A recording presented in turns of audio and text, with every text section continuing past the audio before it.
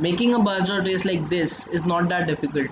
The most difficult part is obtaining the data, and in this video I'll tell you about how to make a bar chart trace and also how to obtain the data from a public open database. So the first step to making a bar chart trace is just to log into the website Flourish. Once you log in, you'll be taken over to your dashboard. Your dashboard looks something like this. Clicking on sample 1, you'll be taken to the exact same bar chart trace that I am showing on the screen right now.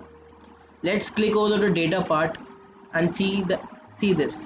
This is the entire thing that goes behind the working of a bar chart trace. Cell D to ZZ contains all the data that is actually read over time to make a bar chart trace.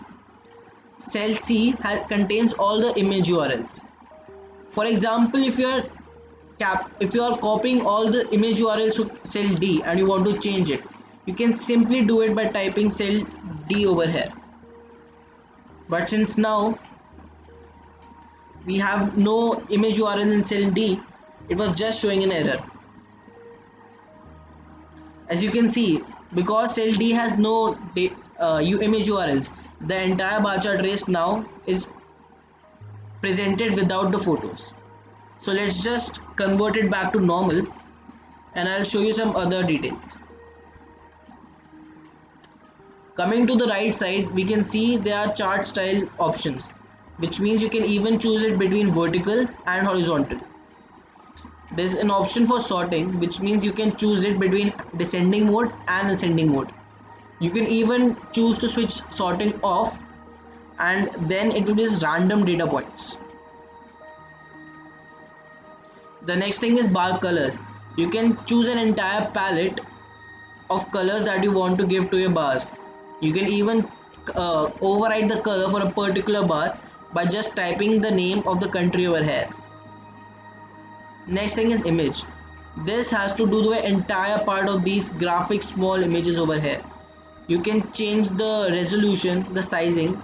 You can even change their shape. You can change it to rectangle and circle. The next thing is a time counter. Time counter shows the time over here and then the totalizer shows the total amount. You can choose to switch it off on your own choice. Next is legend.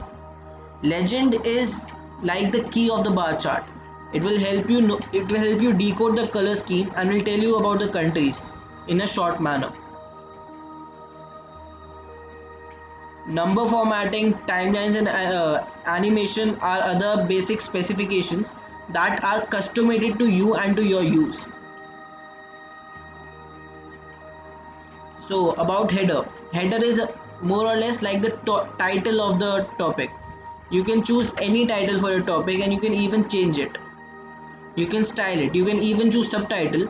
For example, how to video. Subtitle by Explified. Once you're done that, you can see how to video by Explified is written over there. You can choose its alignment. So footer basically tells you about the source. You can write the source of your data, the source from where you have taken the data, and you can copy the URL over here. This is just so that the person who's viewing the bar chart trace can also know from where you have taken the data. So coming over to getting a data from an open database, you just go on to Google, you type in World Bank Open Database, you click to databases. You'll be taken over to a certain screen and from that you can select a certain the screen just opened. You can choose any indicator you want. For example, if I'll choose gender statistics, I've already chosen it. Then you'll be asked to add a country, add a series and add time. Yeah, so countries is basically the data of the countries that you want to know. You can choose any country or you can even choose aggregates over here. If you decide to choose aggregates, you will be taken over to aggregates of countries.